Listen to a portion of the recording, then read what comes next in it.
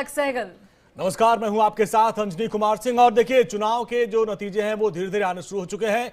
2 राज्यों में जो विधानसभा के जो शुरुआती आंकड़े हैं उसमें हरियाणा में बीजेपी को बढ़त बनती नजर आ रही है। और थोड़ी देर पहले बीजेपी के बड़े नेता दावा कर रहे थे जम्मू कश्मीर को लेकर कि हमारी जीत बहुत बड़ी है। उन्होंने अपने कार्यकर्ताओं का शुक्रिया बोला। साथ साथ उन्होंने कहा कि हरियाणा हो या जम्मू कश्मीर, यहां पर कांग्रेस का सुपड़ा साफ हुआ है। यानी जिन सीटों पर वो लड़ रही थी अपने वंशवाद और तुष्टीकरण के चलते, वहां पर उनको हार का सामना करना पड़ा है। और उधर नेशनल कॉन्फ्रेंस की तरफ से ये कहा गया कि इस बार उमर अब्दुल्ला मुख्यमंत्री होंगे। यानी दोनों तरफ से अब अपने अपने कार्यकर्ताओं को लेकर बयानबाजी की जा रही है कि सबने बेहतर प्रदर्शन किया। लेकिन अभी भी कांग्रेस को उम्मीद है कि चमत्कार हो सकता है। बिल्कुल, कांग्रेस को उम्मीद है अंजनी की चमत्कार हो सकता है। लेकिन अगर हम बीजेपी की स्थिति की बात करें तो बीजेपी ने ना केवल हरियाणा, अगर हम जम्मू कश्मीर की भी बात करते हैं, जम्मू जो गढ़ माना जाता है बीजेपी का, वहां पर एक अच्छा प्रदर्शन जो है कि रिप्रेजेंटेशन बीजेपी की बहुत अच्छी रही है। इसके बावजूद कि हमने देखा कि कैंडिडेट्स को लेकर वहां पर विरोध हो रहा था पार्टी के बीच में। और उसको लेकर अभी जितेंद्र सिंह को आपने सुना, जितेंद्र सिंह कह भी रहे थे कि हमने जम्मू में बहुत बेहतर प्रदर्शन किया है और उसके लिए हमारे कार्यकर्ता को बधाई। जो जीते हुए उम्मीदवार हैं उनको भी बधाई और जो अभी जीतने वाले उनको बधाई। तो उसको लेकर वो मान रहे हैं कि हमने जो लड़ाई लड़ी थी उसमें हम बेहतर हैं। यानी घाटी को लेकर जो उनकी रणनीति थी वो उस हिसाब से कामयाब नहीं हुई जिसको लेकर उन्होंने प्लानिंग की थी, क्योंकि घाटी में अभी भी उनको विश्वास जीतने में वक्त लगेगा अभी। बिल्कुल, लेकिन एक सबसे बड़ी बात अंजनी ये है, कांग्रेस के लिए वह समय है आत्मचिंतन का समय। क्योंकि कांग्रेस जो है, क्योंकि जब मैं हरियाणा की बात कर रही हूँ, हरियाणा राज्य में 10 साल जब बीजेपी की सरकार रही, मैं ये नहीं कहूंगी कि प्लेट में, पूरी थाल के अंदर इतने सारे मुद्दे जो है वो कांग्रेस के पास थे कि एक बड़ा नैरेटिव जो है वो सेट कर सकते थे, प्रमुखता से जो है वो मुद्दे उठा सकती थी। लेकिन कांग्रेस कहीं ना कहीं ऐसा लग रहा है, जो रुझानों में सामने आ रहा है, कि फेल साबित हो रही थी। कि जो मुद्दे एमएसपी को लेकर मैं राहुल गांधी को सुन रही थी, वह लगातार ये कहते हुए नजर आए कि एमएसपी हम किसानों को देंगे, एमएसपी हम किसानों को देंगे, जबकि किसानों को एमएसपी मिल रही है। और हरियाणा एक लौता ऐसा राज्य है जहां पर सबसे पहले बागवानी क्षेत्र के अंदर एमएसपी देनी जो है वो शुरू की गई थी। तो तमाम ऐसे मुद्दे थे, लेकिन एमएसपी को लेकर किसानों का जो विरोध था, और साथ ही 10 साल के कई सारे डेवलपमेंट के भी कई सारे, सड़कों के ऐसे कहा जा रहा था कि ऐसी शहरी क्षेत्र है वहां पर विकास किया जा रहा है, लेकिन ग्रामीण क्षेत्र के अंदर विकास जो है वो नहीं कर पा रही है बीजेपी। तो वो मुद्दे जो है वह कांग्रेस नहीं उठा पाई। बिल्कुल, देखिए, जो अभी तक जो मामले थे वो जाट गैर जाट को जो अस्मिता की लड़ाई थी उस पर ज्यादा फोकस था उनका। और उन्होंने किसान, जवान और पहलवान के मुद्दे पर बीजेपी को घेरने की कोशिश की। बहुत बड़ा मुद्दा था, अग्निवीर का मुद्दा उन्होंने उठाया था। लेकिन जिस तरीके से बीजेपी ने एक मास्टर स्ट्रोक चला, मुख्यमंत्री को बदला, और आप उसमें देखिए जितने भी ओबीसी गैर जाट वोट थे वो तेजी से बीजेपी की तरफ आए हैं। दलित वोट बैंक बीजेपी की तरफ आया था।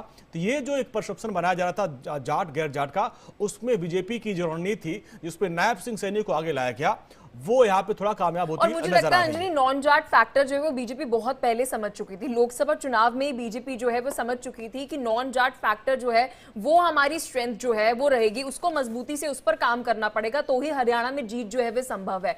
और साथ ही ये भी देखने को मिला कि आरएसएस पिछले 3 महीनों में बहुत ज्यादा एक्टिव जो है, संघ जो है वो बहुत ज्यादा एक्टिव नजर आए। कई सारे पॉलिटिकल एक्सपर्ट के साथ हमने जब बात करी तो उन्होंने ये बात कही कि संघ ने पूरे एंड मूवमेंट पे जो पूरा खेल पलटा है वो संघ को भी कहीं ना कहीं क्रेडिट जाता है। वहां पर एक बार फिर से हमने देखा कि संघ ने ताकत जरूर लगाई है। और देखिए, संघ हो या बीजेपी के कार्यकर्ता, प्रधानमंत्री मोदी, अमित शाह, रक्षा मंत्री राजनाथ सिंह, इन लोगों ने पूरी ताकत झोंक रखी थी। जेपी नड्डा लगातार वहां प्रचार कर रहे थे। लेकिन इन सबके बीच 2 बयान बहुत महत्वपूर्ण, अगर आपने पलक ध्यान दिया होगा, फारूक अब्दुल्ला साहब से जब बात हो रही थी, पत्रकार बात कर रहे थे, उन्होंने कहा कि उमर अब्दुल्ला मुख्यमंत्री होंगे। लेकिन जब उनसे हरियाणा के बारे में सवाल किया गया तो उन्होंने कहा भाई अफसोस है कि कांग्रेस वहां जीत नहीं पाई, आपसी गुटबाजी की वजह से। उन्होंने एक कोट किया कि आपसी गुटबाजी की वजह से कांग्रेस को वहां पर हार का सामना करना पड़ा। दूसरे अरविंद केजरीवाल, उन्होंने भी कहा कि अति आत्मविश्वास कई बार खतरा होता है।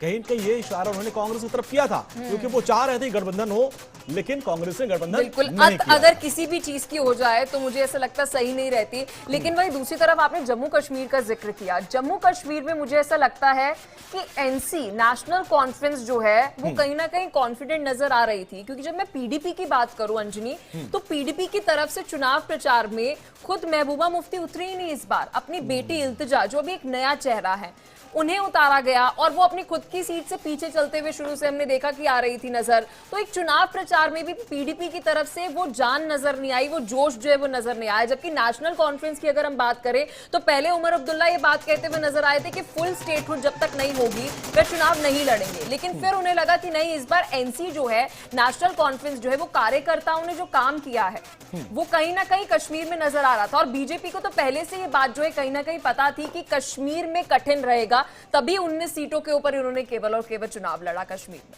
और देखिए उसमें भी पलक आपने देखा होगा, जब टिकटों का बंटवारा हो रहा था तो पहले ही दूसरे राउंड में आपने देखा होगा बहुत विरोध हुआ था। रविंद्र जो उनके रैना है, जो अध्यक्ष है, उनके दफ्तर में विरोध किया गया, यहां तक कि उन्होंने अपने आप को दफ्तर में बंद कर लिया था। इसके बाद तमाम जो उम्मीदवार थे उनके नाम बदल दिए गए थे। खासकर जम्मू कश्मीर जो वैष्णो देवी कटरा वाली सीट थी वहां पर उम्मीदवार आखिरी वक्त में बदल दिए गए, उसको लेकर भी नाराजगी थी। लेकिन कश्मीर में अभी भी बीजेपी को लग रहा है और मेहनत करने की जरूरत पड़ेगी, क्योंकि धारा 370 का जो मुद्दा था उसको लेकर एनसी ने साफ किया था कि हमारी सरकार आएगी तो हम इसको बदल देंगे। आम आदमी पार्टी, सोचिए अंजनी, आम आदमी पार्टी के लिए सभी नजर लगाए हुए थे हरियाणा में कि हरियाणा में जब अरविंद केजरीवाल चुनाव प्रचार कर रहे हैं तो वो ये बात कह रहे हैं कि सरकार किसी की भी बने, हमारा समर्थन जरूर पड़ेगा।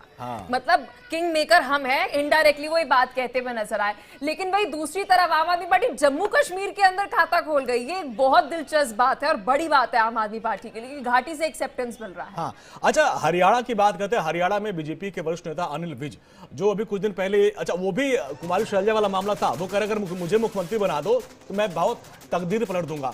उन्होंने एक गाना गाया है इसी दौरान, जरा उसको भी सुनते हैं। थोड़ा उनका अलग ही अंदाज रहता है।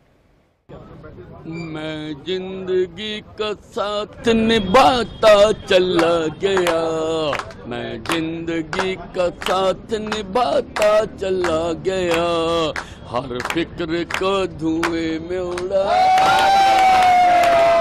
हर फिक्र को धुएं में उड़ाता चला गया।